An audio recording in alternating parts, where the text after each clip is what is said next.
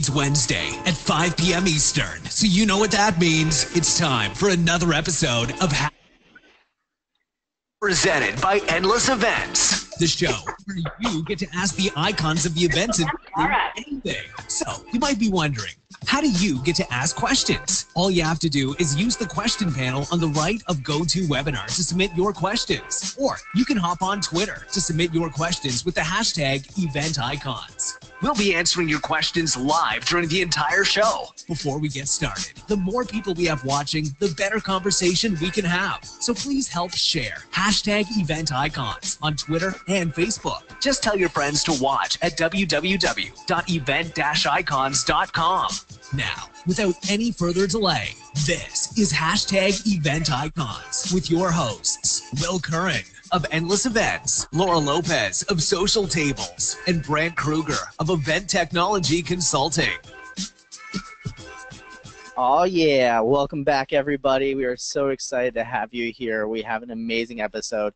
Our guest even got dressed up for it, and I think our first time having some props during the dance party. The escalation of the dance-off for the intro has gone serious business now. So if you listen to the audio podcast, you need to watch the video one because there's some amazing dancing happening. So we're super excited to have you guys all here today. Another hashtag Event Icons episode. And this week is an episode and a topic that I'm so excited for, which is tech tools to save time when event planning, or even just in general. We're all looking to get some time saved. Event planners are super duper busy, and a lot of the times we like to resort to paper and pen or doing things offline or spending a lot of time in meetings when really maybe there's a better way that we can do things and be more efficient. So that's what this episode's all about. We're going to talk about how to pick tech tools, all that sort of jazz, and all the name droppings of our favorite tech tools we use every day. But, I couldn't do this episode alone. As much as I'm sure everyone wants to hear about all the apps that I use, I am joined by an absolutely amazing panel who actually created tools to save event planners time, believe it or not, which is awesome. And I'm sure you guys will get to hear a little bit about what they do when we jump into them. But I got to introduce our amazing panel. Leonora, Valvo in the house, all the way from Rhode Island, who is in the show today. And Allie, Magyar, who I'm just so excited to have in the show as well, who also both of them created some amazing tools, which we'll talk about in just a little bit. But I'm just so excited. Thank you both for being on the show today. Welcome. Thanks for having us. Awesome. So let's jump right on in. Everyone wants to hear, and the classic question we start off with, which is what got you into the events industry and what got you to where you are today? So Leonora, you want to kick it off? Yeah, sure. I'd love to. So really it was sort of a combination of experience and circumstances. I started out in the travel industry, and as that started to change and evolve, it became pretty clear to me I wanted out of the travel industry and segued into events. So it was a little bit of evolutionist. Awesome. Awesome. And, talk a little bit about, so you got in the events industry, like what are you doing today? Because I think people need to know the kind of tools that you've developed and the things that you're working on today.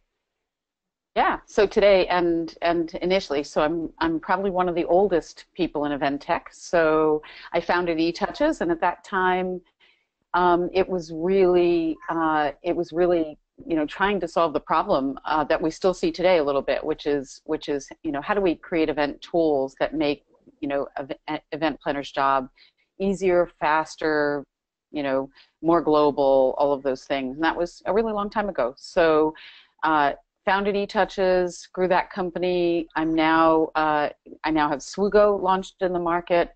Slightly different focus, but what's Swoogo? Certainly competitive.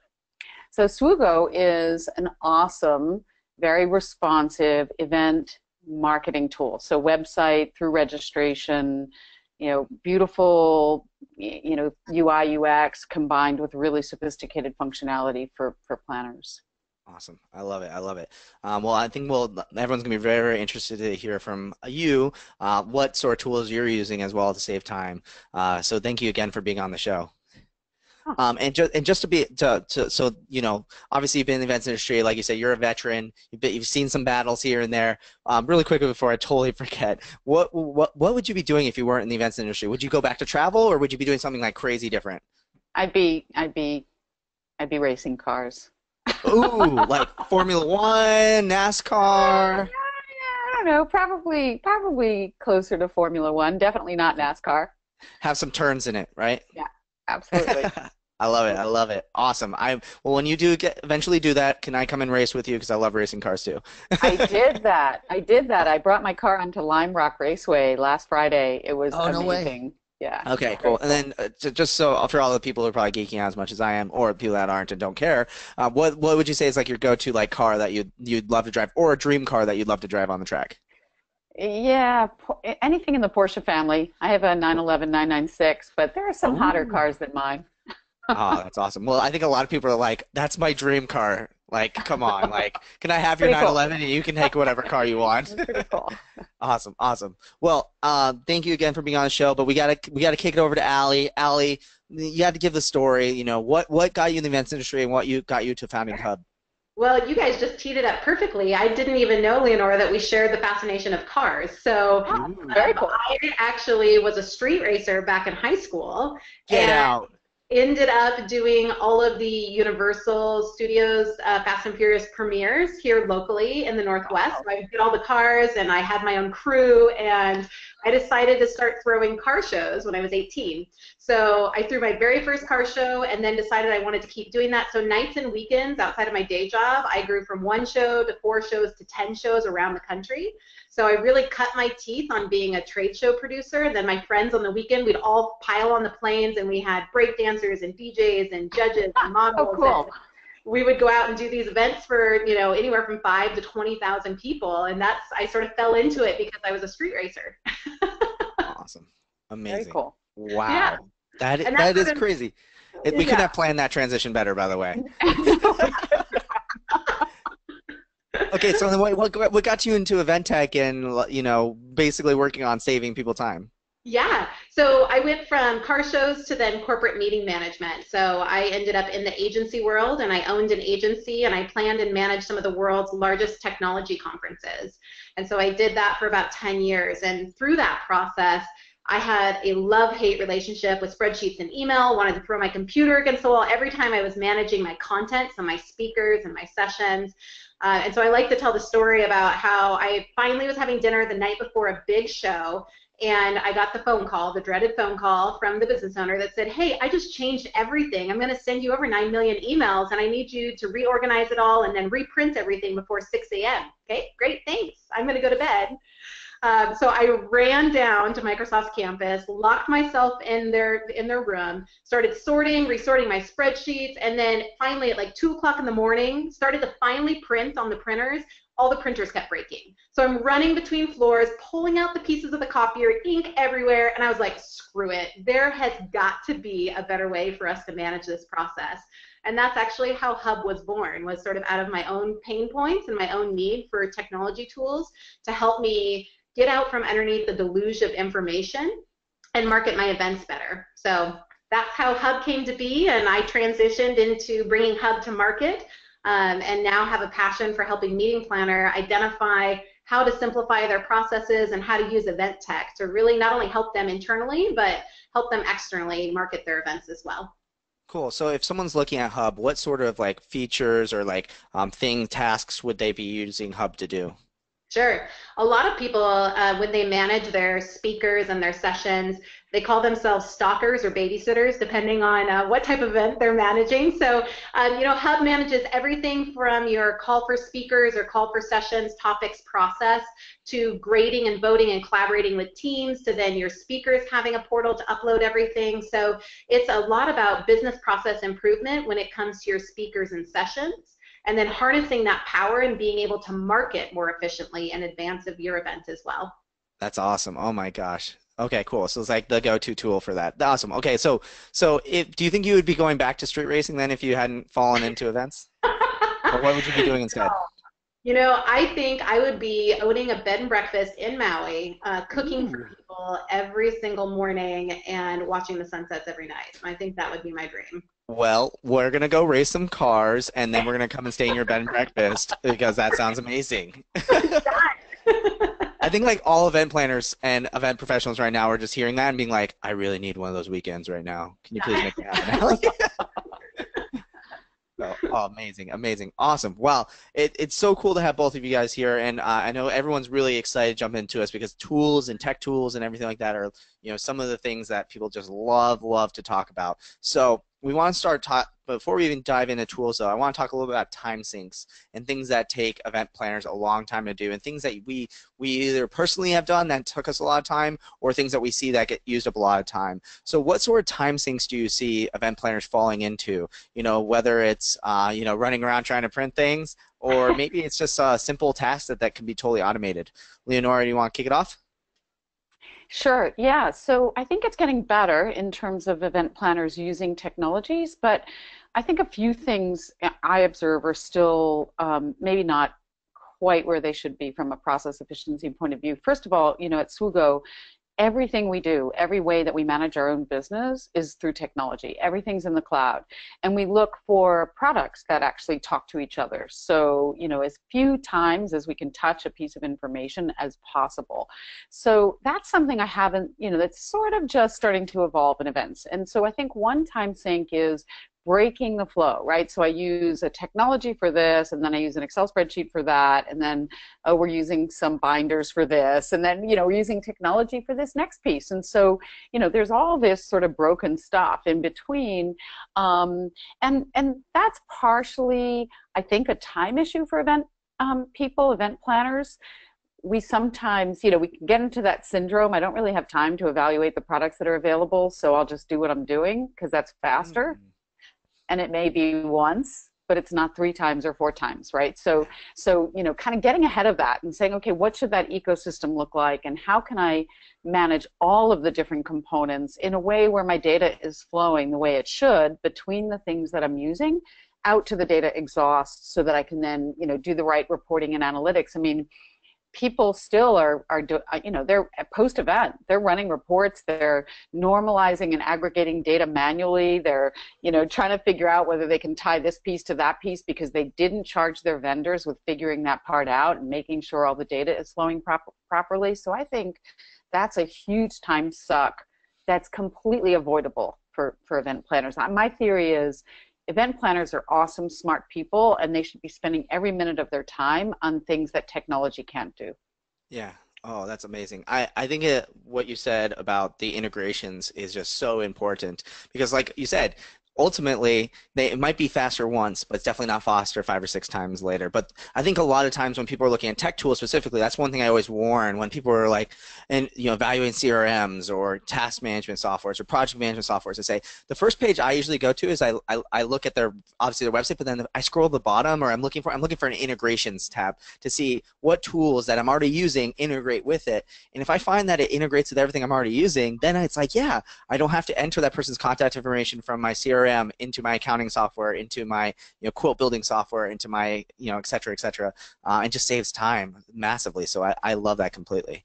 Allie, what about you? What do you think that event planners are just sinking their time into right now that they shouldn't be? Yeah, I think it's very similar to what Leonora was saying, but a little bit of a spin on it in terms of, doing everything manually also then means that you're not able to give the visibility to your extended organization in a way that helps you to tell your story, to tell why you're taking certain actions. So it ends up causing a lot of rework. So you could have some really great initiatives, but you're not really sharing it because your data doesn't connect and you're not able to see the results until after the event. And so you end up doing things not only once, but 2, 3, 4 times over because you're not able to share out that consolidated data to show what impact you're having and show how that meets the goals and objectives of the overall organization. Interesting. I like that too. I think sometimes you kind of even take an even like more meta step back too, is that can also be applied, I think, to the tech tools that you're using too, is communicating how they're being used too, because far too often everyone goes, oh, like we had this out at our company too, oh, another tool Will has found that we're gonna have to figure out how to use. But then when you can communicate to them, like, here's why we're doing this, then they're like, oh wow, okay, like I see how this saves me time. So to bring it back into a meta discussion on tech tools, well, is there any other kind of big time sinks that you see people kind of sucking their time into that you guys want to add on to that as well? Yeah, I guess I would add a little bit to that, which is there's another side too, which for me really revolves around adopting technologies that they don't need, that become a time suck, right? So there's this, you know, new shiny toy, this looks really cool. Actually, I had a really interesting conversation with a client when they were looking at Swoogo, and she said, oh, our CMO said no mobile apps at events. We're not having mobile apps. And I was like, what? Really? Your CMO said that? And she said, yeah, because we went down this path with a mobile app for our big user conference, and it got so bloated and so complex, and we were building in all of these different things. And he stepped back and he said, if this mobile app fails, our event is going to suffer. Like it's going to make our event look bad. And he also said another thing, which I think is a really cool observation. We are bringing people to our event to engage with us, not to engage with the mobile app. So I think employ them, but think about like what you're doing with the mobile app, how much you really need to build into that. Is it really just a tool and a resource for your attendees? And don't let it become an event and a job in itself, right? So, and that happens with a lot of these technologies that are kind of nice to haves, maybe cool, but you haven't really thought through what the outcomes are that you really want to get from them. And now time is being diverted into that with no really big expectation on outcome, instead of into, you know, what you need to do to make the event really successful. So I just think being cautious about the why, you know, why am I adopting this? You know, is this technology an important value add, or is it going to divert time and attention? So cool. Also, to build off of that too, I think another time suck for event managers is when they are using a lot of technology tools, but similar to what you were saying earlier, Karen, was where do they put what information, and how are they using that in their process and their timeline? Because oftentimes meeting planners' main goal is to make sure that the event happens successfully, and so they have to step in and problem solve and troubleshoot with all the different issues that come to hand. So if they're using 5 or 6 different tools and they haven't specified exactly what tool is being used for what actions or what type of information, they can end up then trying to transfer that information back and forth and spending a lot of time in version control and trying to then coach and guide people on, no, you shouldn't do that here, you should do this here. So integrations are incredibly important to be able to transfer data, but also to know where that data should be living in the first place and what the purpose of the tool is. Amazing, amazing. Wow. Okay, I love what you guys have talked about. I think I wanted to kind of add one additional thing, and feel free to keep adding on things that we think about time suck. But I'm sure we're going to talk even more about this as we go into the specific gaps. But I think another humongous time suck for event planners, event professionals, all over is spent in communication. And you might be thinking to yourself, but the communication's where I'm talking to my clients or I'm selling or whatever it may be. But I think when you look, if you like use a tool, for example, I'll just name drop a tool now, RescueTime, for example, which actually tracks how much time you spend on every app on your computer and on your phone, you probably would find that, like, I personally spend probably 65% of my time in some sort of communication tool. My email, Slack, video calls, whatever it may be. And it's crazy how much time we spend up doing it. I'm not saying like communication's bad, but I think it can be done better. For example, I think a lot of times event professionals, I got an email from an event professional actually yesterday, or today even in fact, where it was like a 20-paragraph email. And I can't imagine how long it took them to write that email, right? And you know what I responded with? It was with one line that said, okay, this sounds good. It took me 2 seconds to write it, you know, but that person must have wasted so much time doing that, when in reality, hey, maybe it should have been a phone call, or maybe you need to adopt, you know, like a technique I use is called 1 sentences, 2 sentences, 3 sentences. You might be confused. I want to talk about, we'll link to the resources page down below to it, but it's this thing you put in your email. It says, I will not respond to an email unless it's 1 sentence. If it needs to be more than that, we should hop on a phone call. And you know, there's different ones. Like you can start off with 5 sentences if you write really long emails already, and then go down to 3 and then 2. But a lot of times, I only answer emails if it's 1 or 2 sentences. And I think just far too many people suck up their time in email. And we'll talk more about video calls and things like that, I'm sure, a little bit later. But that was just something I see so much of. I hear that, oh my God, I have so many emails. I have so many emails. I freak out when I have 5 emails in my inbox, and people are like, that's crazy. I have 400 to answer. But I think it's that element of doing something new, right? You're willing to say, hey, I want to try a new way of communicating, and this is how to best work with me. And I think sometimes as meeting planners, we get stuck in, well, this has always worked in the past, so I don't want to disrupt it. And I was managing an event. It was about 25,000 attendees, and so we had a really large team that was helping to support that event. So 85 different companies to support that event. And it used to be that the communication style was every week, let's get on the phone, we're going to do a round robin, report out from each company in each area. And it was a nightmare because you get on the call and no one's paying attention. So you go to the next person and then you call on them 5 times. And then, of course, it's, oh, I was on mute, right? And, you know, so no one's actually listening or engaging. So you've got all these different companies that aren't really communicating in an efficient way. And so we decided to totally disrupt that. We said, you know what, instead of doing weekly calls, that's 4 hours a month that we're spending that no one's getting any value out of that, let's instead have an in-person meeting for 4 hours once a month, laptops down, everyone comes prepared with slides and information. We're actually going to communicate and learn from each other during these 4 hours, and it totally innovated the way that we accomplish things, and we got things done so much faster and more efficiently, saved budget. It was just an amazing way of doing something, but it was a risk and it was a change to our normal communication style. I love it. And I love how when most people hear that too, that was a non-tech tool thing that you implemented. Right. It wasn't implementing like a new video chat software or something like that. It was actually the opposite. It was pulling away from technology and going back to offline, which I just absolutely love. And I think that's a challenge too, is like sometimes you have to be willing to admit, kind of go back to Leonora's point, is that like, hey, why are we here? Why are we doing this? It's not just the newest, shiniest thing that we're doing today. So I love it. I love it. Well, I'm curious to know, because I think that people, going back to that why question you're going to, I want to kind of ask a little bit more deeper about that. When people are looking to implement a tech tool, let's say maybe whether or not it's you know, an event app or a event management app or a you know, whatever kind of thing it is. Maybe it's a project management software, CRM, chat software, video software. The question becomes, well, how do you make the decisions on when it is important to implement a tech tool to save time, and how do you make the decisions around that? For example, like I mentioned, I look for integrations. What sort of stuff are you looking for when you're looking to implement a tool? Leonora, you want to kick it off? Yeah, so I know that this is about time-saving tools, but I think that there's another really important piece about, you know, that technology, you know, where technology plays in events, and that's your user experience, right? So it's not just about tech.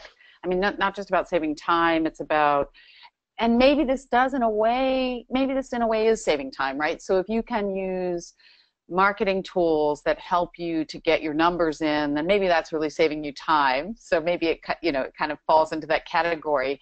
But it's about all of it. It's about your audience experience, which saves you time, because if they have a really good event, then they're going to come back, and that's going to solve a lot of your retention problem, right? So I think about this very holistically, and all of those pieces come together and ultimately have a time value as well as other values. So I think that from my point of view, when you look at technologies, what kinds of technologies you want to deploy and implement, you really need to stop and kind of create the map, right? Really draw it out. Okay, so what's our event? What's the purpose? What are outcomes? What's success look like? What have we done before? You know, what's replaceable? Where do we have contracts where it's not replaceable? You know, and then really start to draw out an architecture of what these technologies are, where they start and stop, what data makes sense. We've had people say to us, "Oh, do you integrate with X?" And we would say, "Okay, tell us more about that. Like, what data?" What data do you think is going to go from X to us, you know? And they're like, yeah, not so much, you know? So we're API first, so, you know, we're very new technology, but you know, tell me how you expect that information to where's it going to go? You know, where does that information go? So it's a little bit of that overall, and, you know, we have some customers that are just awesome at this. They sit back, from marketing automation through, you know, the event websites, you know, using tools like Ingo to help them with viral marketing, you know, using Hubb to get all, you know, speakers, stop chasing speakers manually, like have a system that's going to be prompting and reminding them, you know. So what are all the pieces? What does that all look like at the end? You know, and then you can start evaluating technologies within that. What I feel like happens a lot in our space is that somebody contacts me as the planner and they go, hey, we've got this great product that does X. And now you're kind of down this path of looking at that.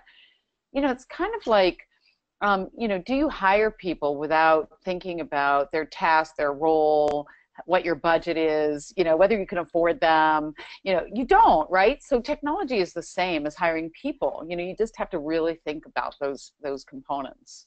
Interesting. So it's almost like they need to create a job description rule, like breakout of like what the tool they're looking for before they even think what it is, versus thinking first, oh, I want this tool, before thinking what's it going to do, what's my budget around it. I love that. That's awesome. Yeah. That's amazing. Go ahead, Allie.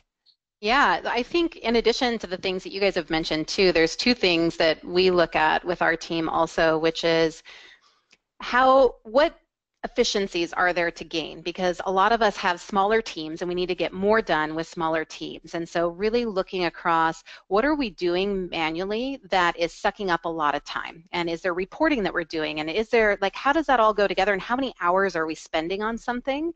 And then doing the similar, you know, tests that you guys are talking about figuring out how does that, then if you're going to use a tech tool to solve that, does it integrate?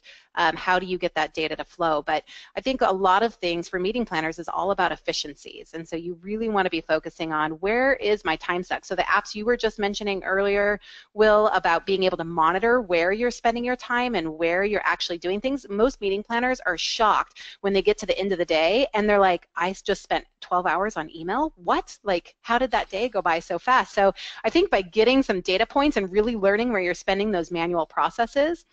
We just did a presentation at the CEMA, the Corporate Event Marketers Association, and for just session and content management, there can be 340,000 data points across your speakers, your sessions, your tags, the room, time slot, etc., that you're trying to manage and update over the course of a couple of months. And so you think about just how time builds up, and you may not even notice because it's your day-to-day. And then I think also meeting planners, you know, over the years, it's always been a question of, how are we bringing value to our marketing organizations? And that's been a big thing. What's the ROI? What's the ROI? How do we actually know that events aren't just a fun place to come eat fancy food and drink cocktails? And, you know, how are we getting business done?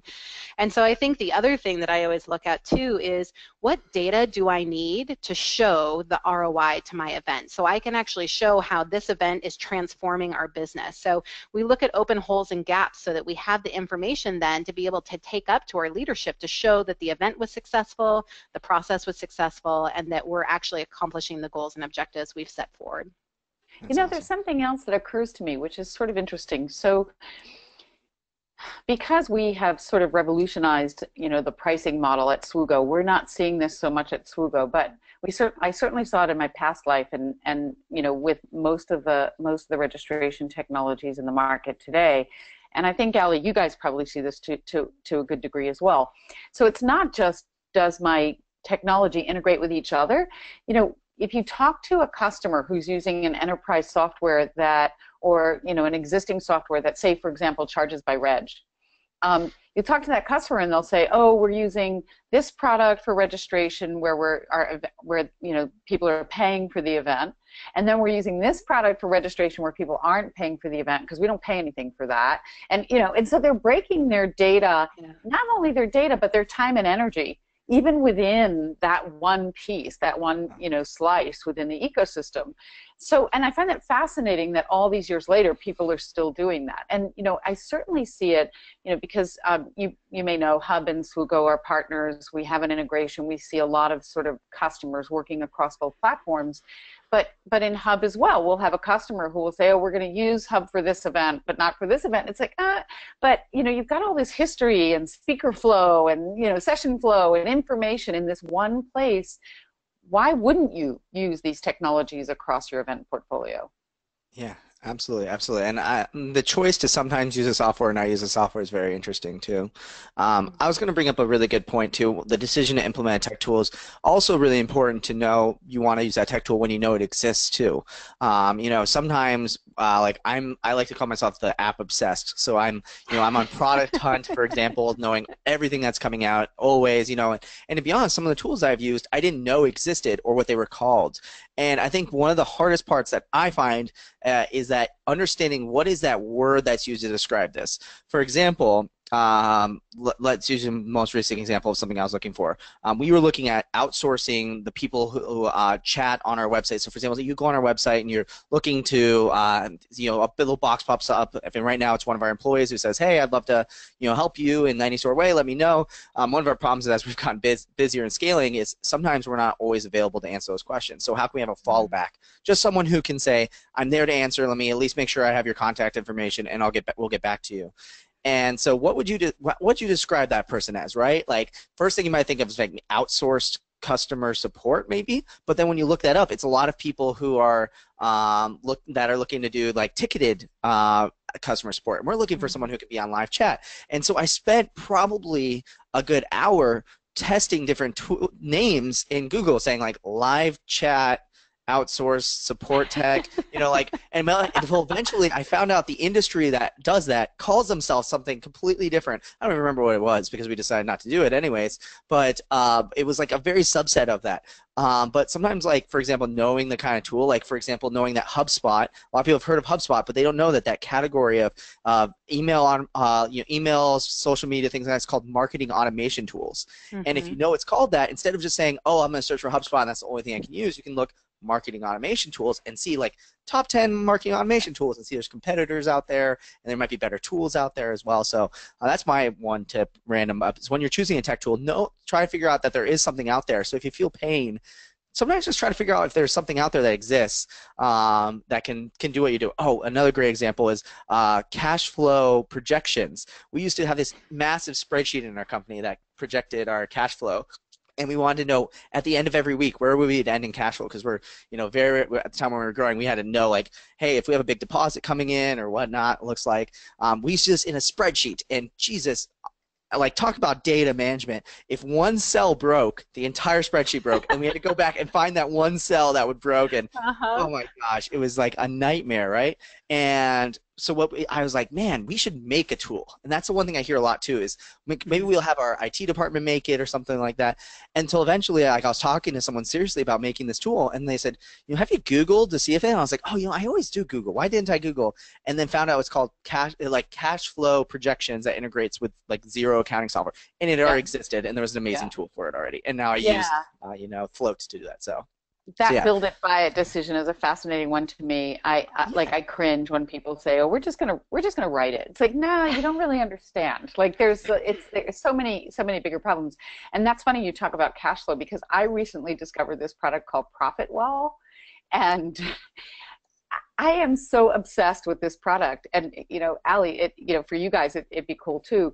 So it does all of the growth and trends and analysis of your subscription software. So it gives you MRR, lifetime value of a customer, ARPU. It's like, and it's so cool. And I went from doing like waterfall analysis on a spreadsheet to this tool, and I'm like, I just look at it every day because I'm so in love with how good it is at analyzing my data.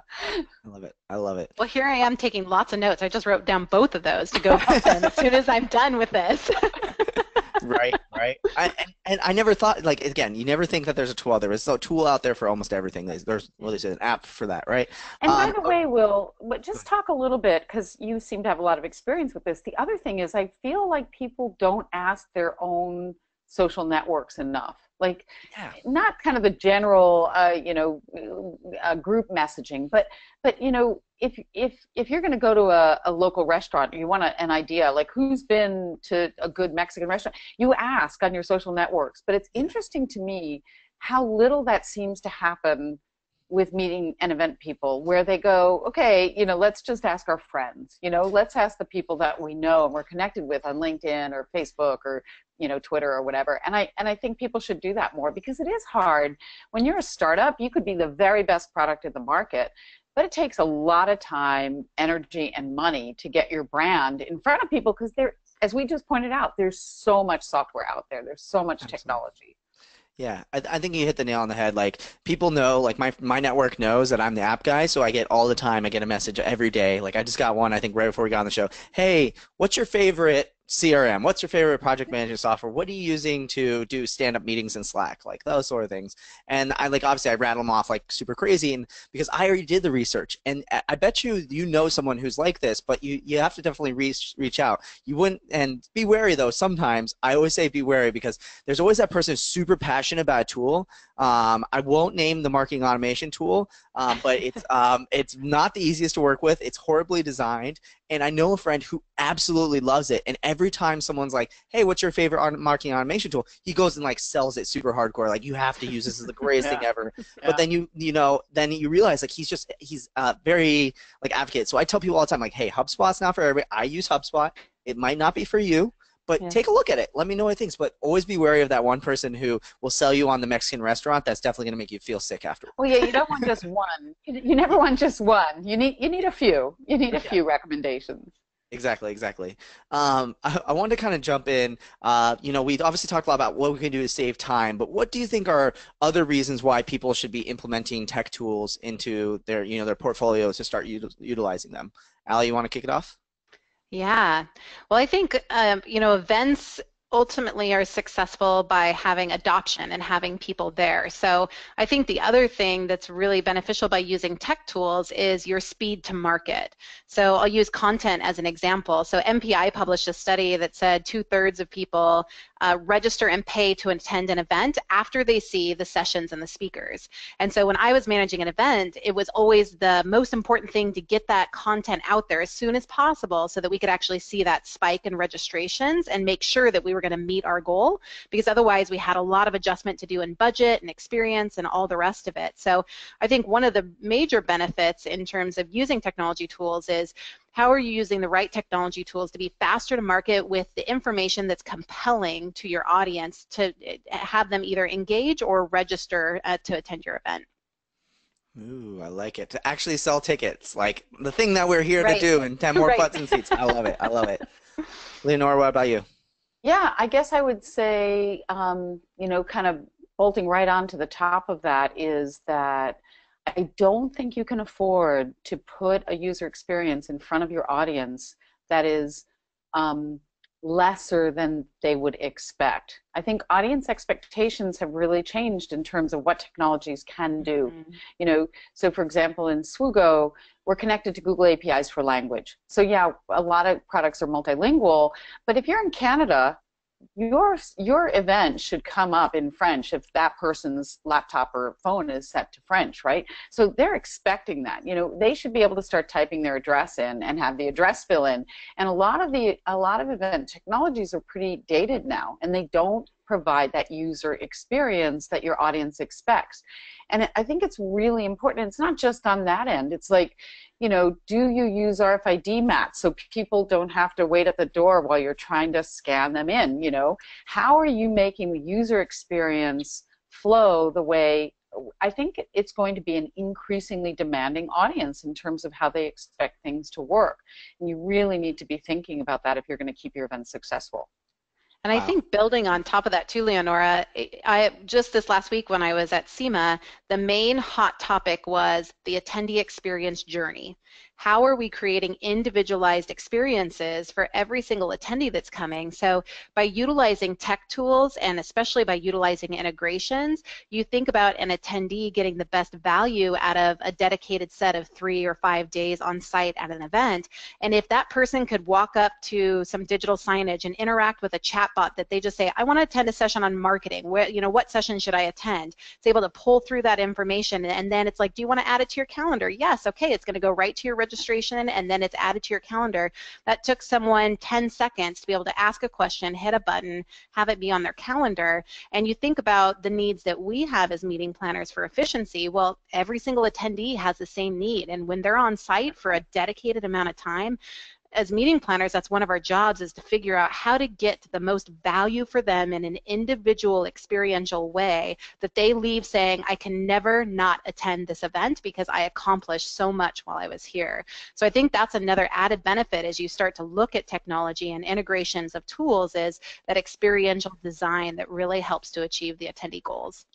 which needs to happen from the beginning, right? If you're using marketing automation like HubSpot, you're segmenting your audience and you're hopefully marketing to people with a different voice based on who they are. Generic event marketing, I think, is, it's not gone yet because a lot of people aren't using tools, but I think it's no longer the way to really drive your audience. And then can they land on a different website page based on who they are and how they're profiled, and then, as you say, Allie, all the way through to the flow. Now I get to the event and I want quick tools that are going to help me figure out who would I like to know here. Is your technology providing your attendees with that ability to quickly say, this is the cohort that I want to start talking to who's at this event?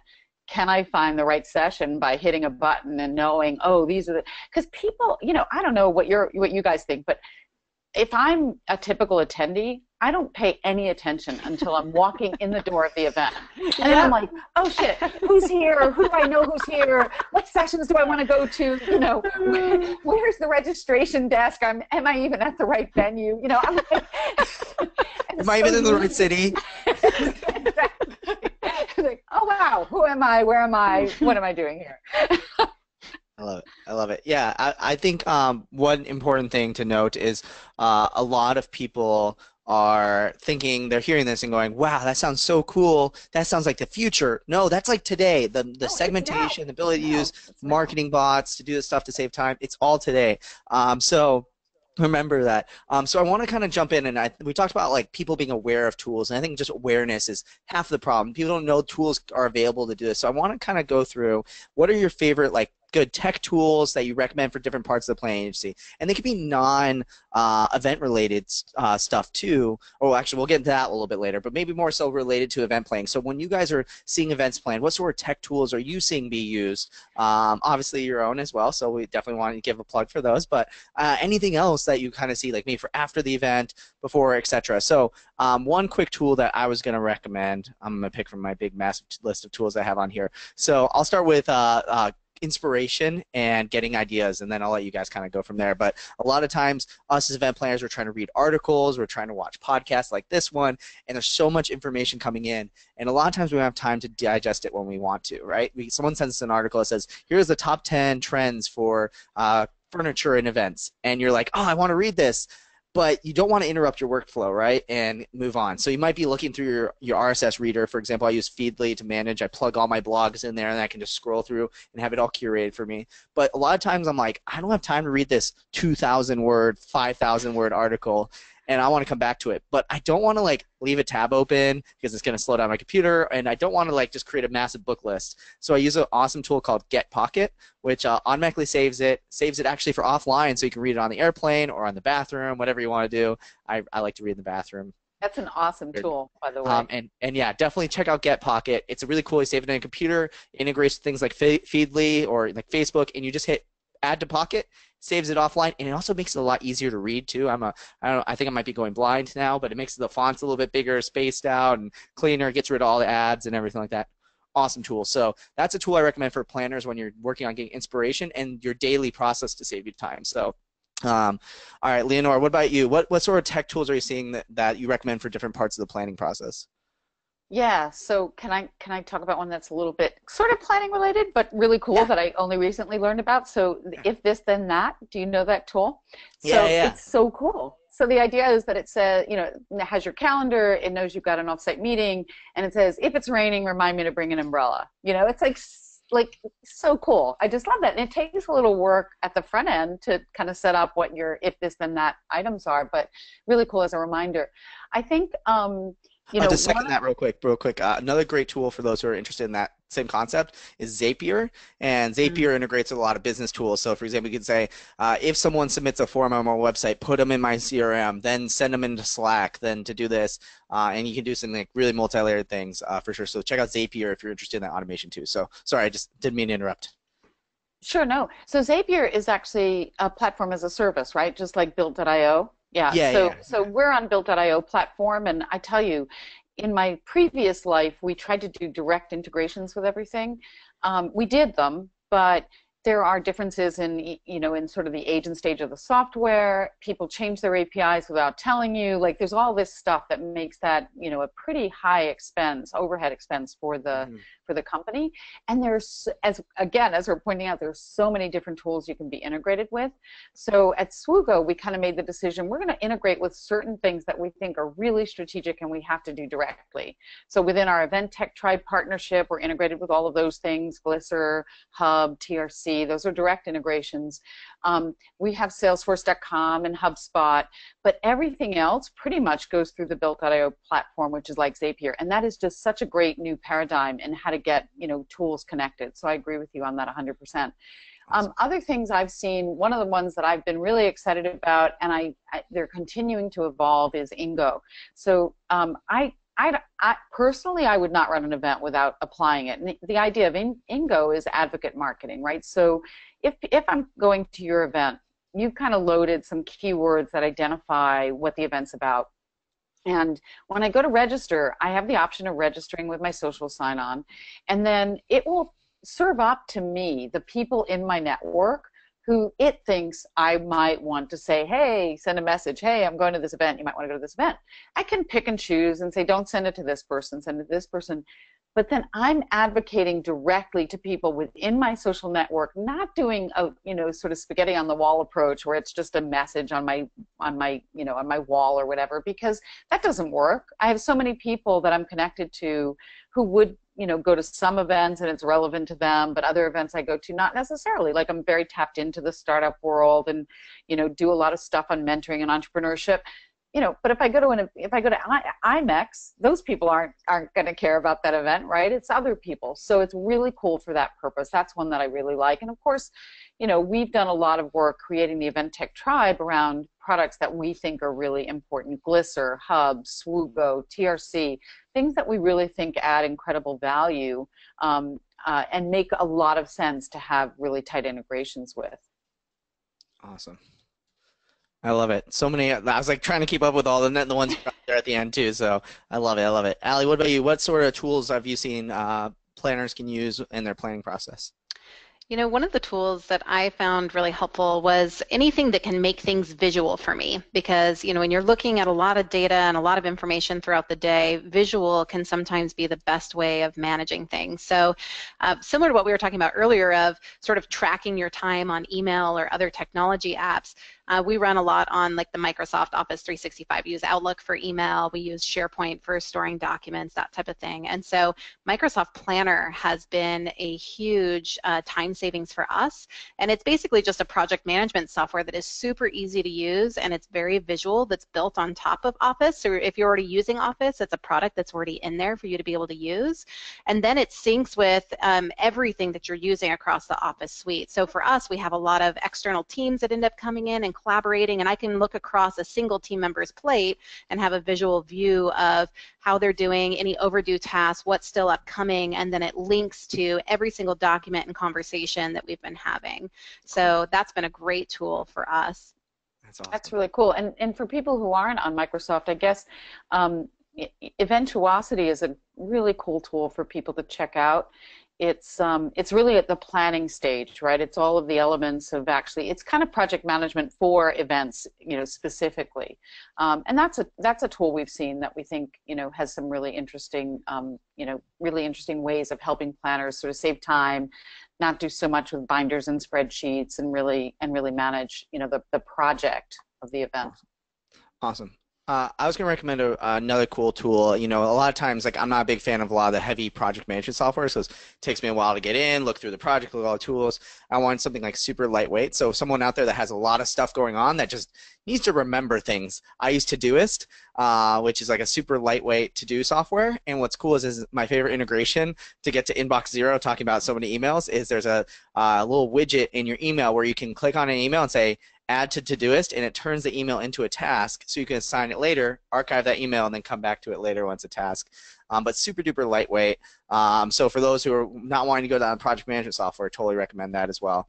And then Will, the content guy, had one more tool that I wanted to share. A lot of people are managing social media or, you know, writing blog posts for an event. A really cool, like, good coverage tool that I've kind of actually gotten back into that I used to use a long time ago is CoSchedule.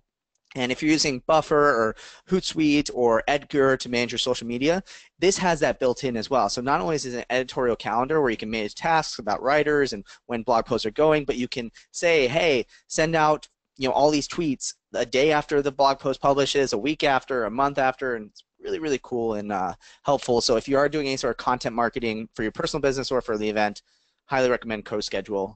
Check it out. Can I add another one? I just remembered that I think is great. So I use Assistant.to on my email. It's a plugin for my email, and I have to tell you that product has saved my scheduling life. So you're writing an email, you're saying, yeah, sure, let's schedule a time. You hit the button, you pick which times you want to offer, you send it out.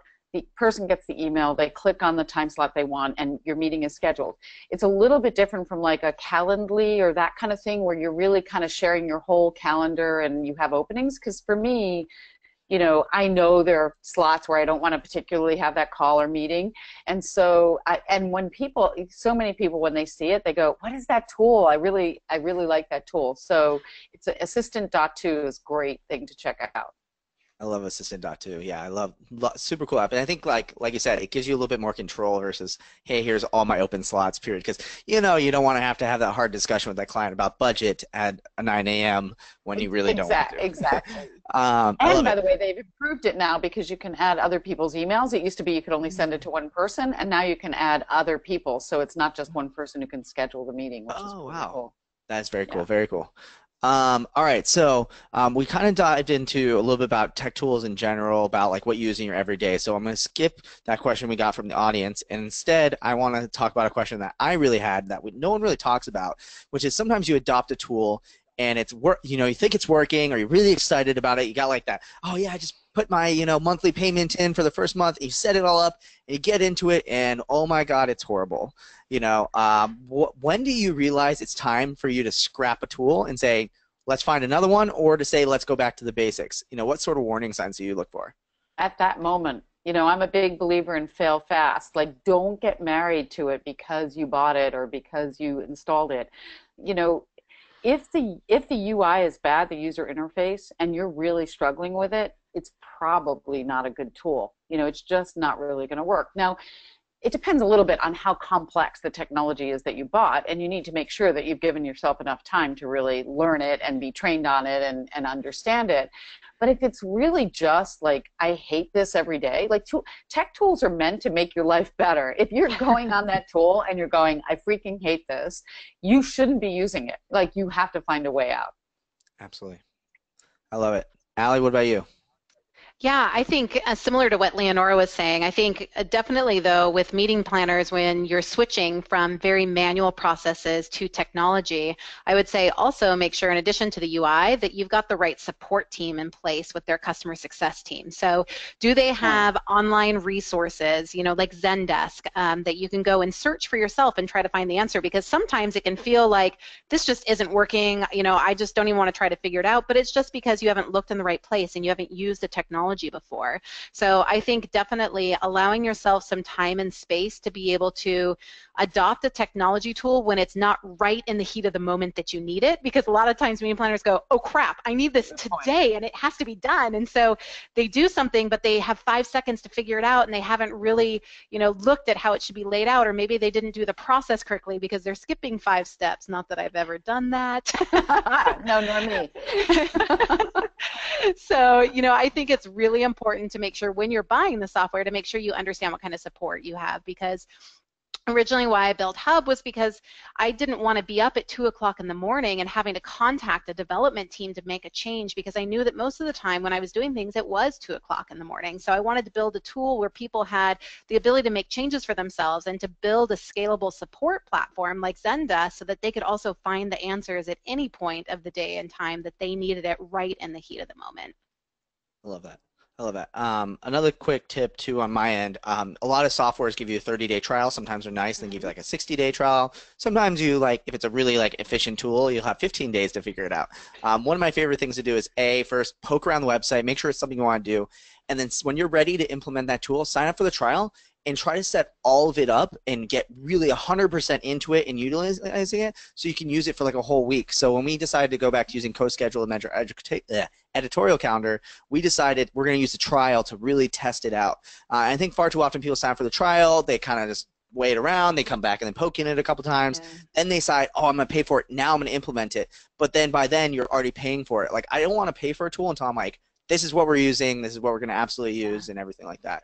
And so to build on that too, I think the other thing that's really important is have your team be a part of that process. Because sometimes if it is a technology tool where you have multiple people that are going to be in there, I think it's really important to get their buy-off early in the process too, because I've seen so many things get sabotaged where it's like, I did the research, I know this is what we need, but I didn't involve the team that was actually going to be using it, and then they're like, I don't want to use this crap, what are we doing here? And so it's really important to get their buy-off and get them engaged in the trial as well, so you make sure that it fits a wide variety of needs for your team. I love it. You know, and it's interesting. One of the things that we've done differently that's been really, really effective is, you know, again, in another life, we just let people have trials. And, you know, meeting planners are really busy.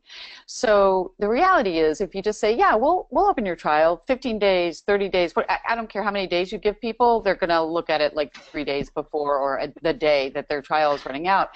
So at Swoogo, we thought about that, and we thought, you know what, we'll give you full access to our software on a trial basis. We're really proud of it, and we know people are going to love it.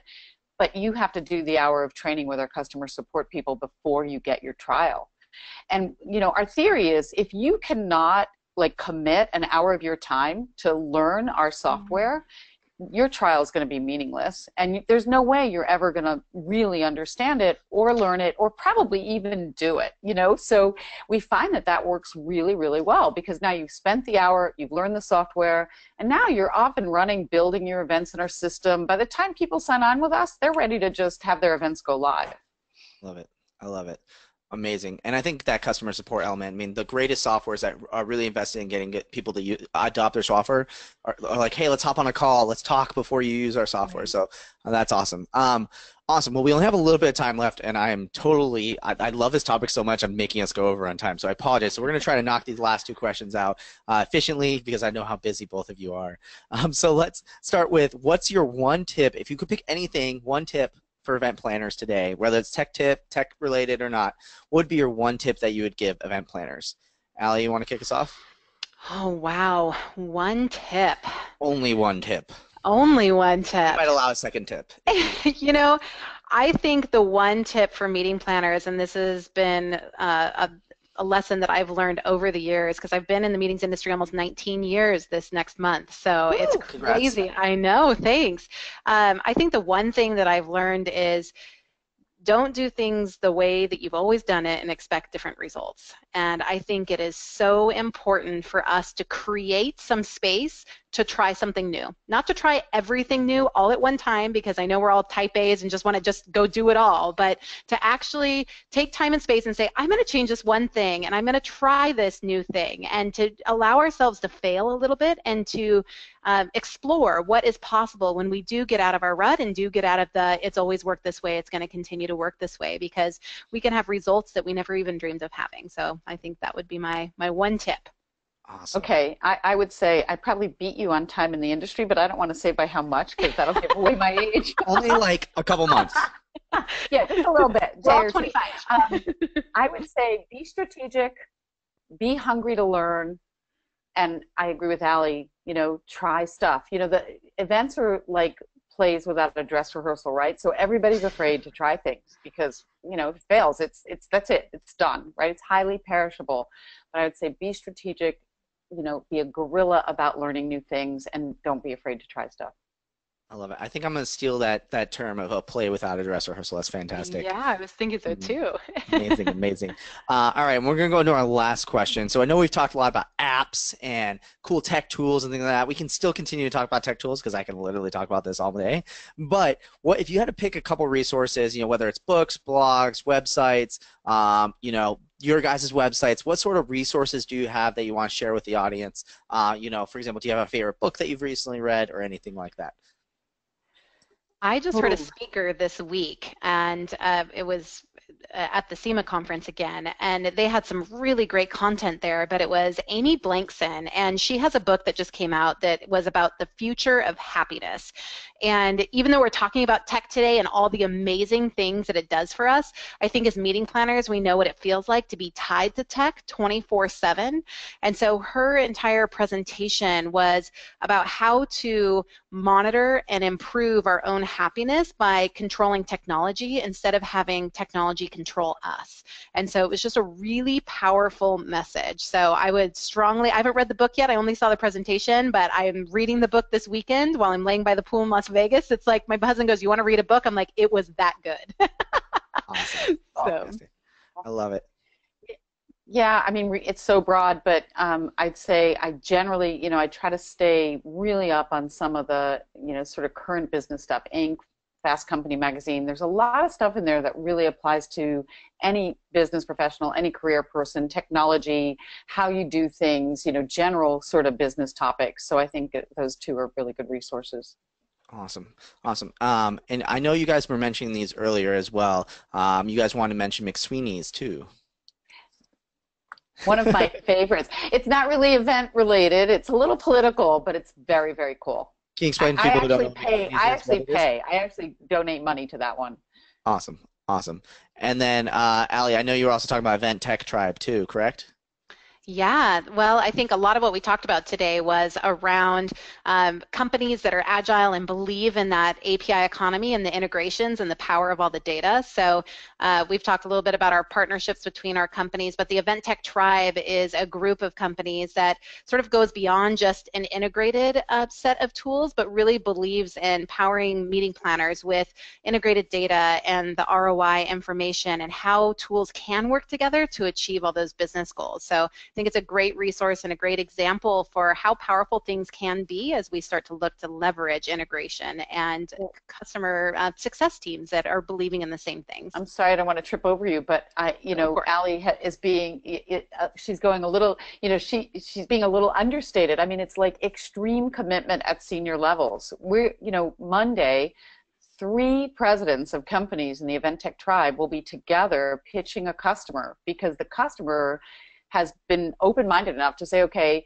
enterprise seems cool, but it seems easier, but this idea of these integrated technologies seems pretty cool. We got through the RFP process and they invited us to do an on-site, and all 3 companies were all going to this meeting with this prospect. And I think that's really important because it isn't just about tech integration. How committed are these companies to each other, to making sure that they're delivering for the customer the very best outcome with very little friction? So yes, Allie, but I think it's a big deal that it's really 3 layers of relationship: senior level, customer support, and product integration. Wow. Awesome. As Brant in the background is saying as well from the audience, there are so many tech tools to check out. I had one really quick tool too that's a little less non-techy, but I didn't know this existed, and maybe everyone else knows it existed. I'm just crazy, but Wells Fargo, I can't show it because it's actually, well, it technically expires in like 10 seconds, so no one will ever know. But Wells Fargo makes these little widgets. I think it's called, what do they call it? The RSA, like Secure ID. And we do a lot of wire transfers at Endless because we're super sketchy and it's kind of weird. But we don't like paper, so we don't do wire. We do non-paperless payments.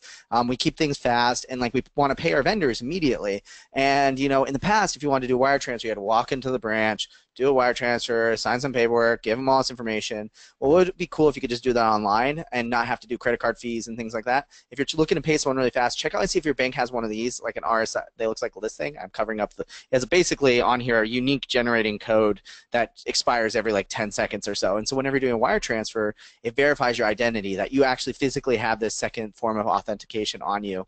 And just really, really cool because it allows, for example, I was in Croatia a month ago, and one of my vendors said like, hey, we got this event, and it was an event that signed last minute. We need to be paid right away. And I was like, no problem at all. We don't have time to get you a check. We don't want to pay 4% or 3% on credit card fees, but I'll wire transfer you the money because it's a very massive payment. So here you go. Boom, this gets you taken care of. So very, very cool. Highly recommend for event planners who are looking to go paperless. And keep it on your keychain. Just don't lose it because that can definitely be very easily done. So random little tech tool, save you time and have to go to the bank. All right.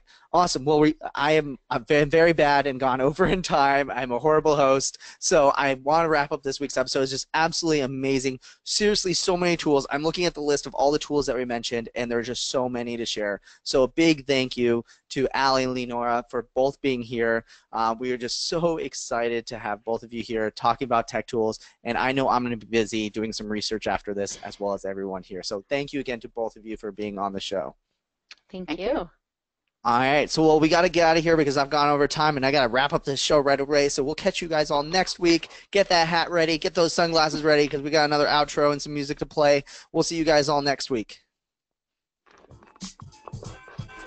Thank you for joining us for another amazing episode of #Event Icons. To catch the transcription and all of the resources mentioned, head to www.helloendless.com/blog. This week's episode will be posted and available by next Tuesday.